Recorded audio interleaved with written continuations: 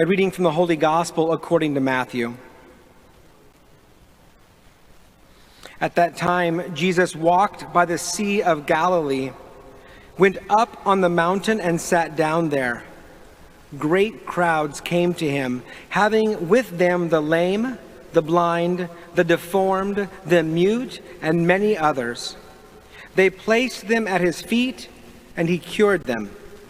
The crowds were amazed when they saw the mute speaking, the deformed made whole, the lame walking, and the blind able to see, and they glorified the God of Israel. Jesus summoned his disciples and said, "My heart is moved with pity for the crowd, for they have been with me now for 3 days and have nothing to eat. I do not want to send them away hungry, for I fear they may collapse on the way." The disciples said to him, "Where could we ever get enough bread in this deserted place to satisfy such a crowd?" Jesus said to them, "How many loaves do you have?" 7, they replied, "and a few fish." He ordered the crowds to sit down on the ground. He took the 7 loaves and the fish, gave thanks, broke the loaves, and gave them to the disciples, who in turn gave them to the crowds. They all ate and were satisfied. They picked up the fragments left over, 7 baskets full. The Gospel of the Lord. Praise to you, Lord Jesus Christ.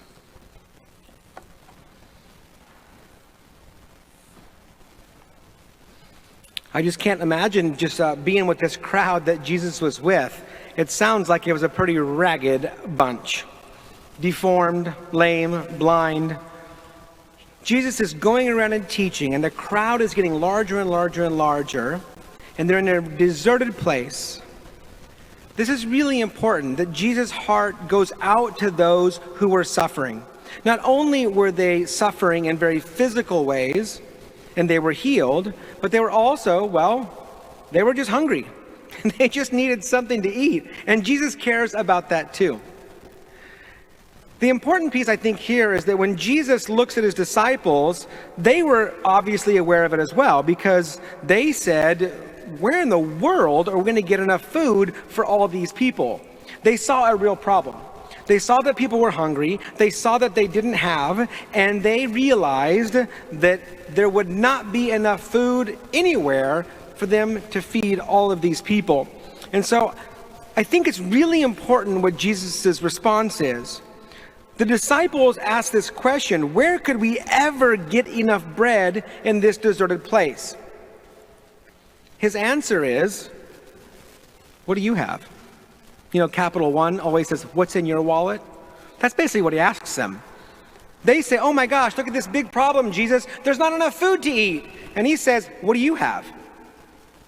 I'm sure they were like, oh, wait a second. Wait, there's too many. Wait, we only have a few. We just have a few loaves, right? 7 loaves and 3 fish. This will not ever do it, we say to Jesus. And he says, give me what you got, and you just watch what I can do with it.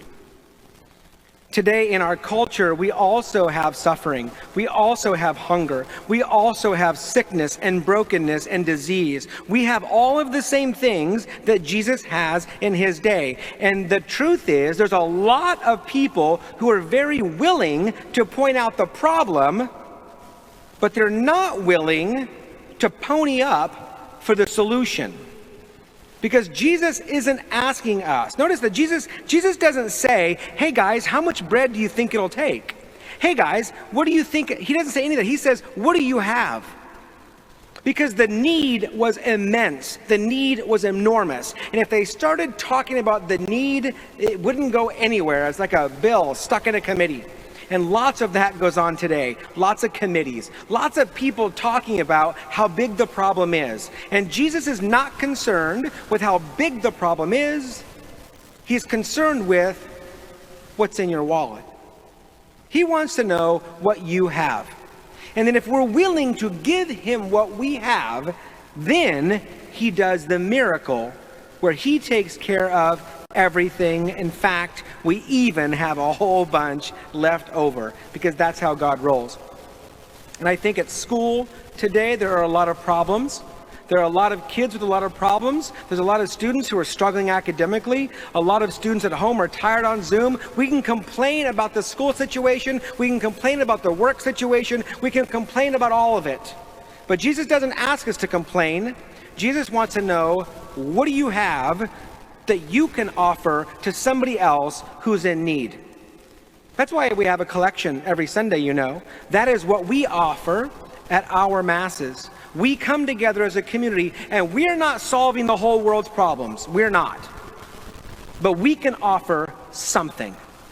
We bring what we have, and we put it in this, we humbly put it in the basket, and we say, here, Jesus, do what you can with this. And we need to do that in all the areas of our lives.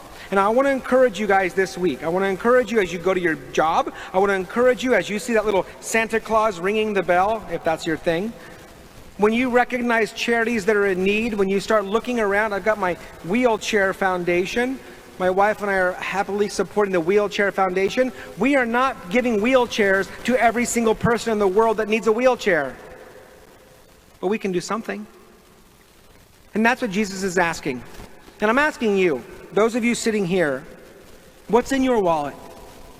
How many loaves do you have? Are you willing to share what you've got with Jesus so that he can do amazing things in the world? And I'm asking young people who are watching, what are you willing to give? Look around your room. Shirts, toys, the extras. It's always our joy during this time of year to go around our house and clean out. We clean out our drawers, pants and shirts and sweatshirts and blankets and socks and old shoes that we're just not using. Those are our 7 loaves and our 3 fish. And we give it to Goodwill, we give it to Sacred Heart Thrift Store, because there are other people who would be overjoyed with the things at our house that we don't even use. And so I want to invite you to do that.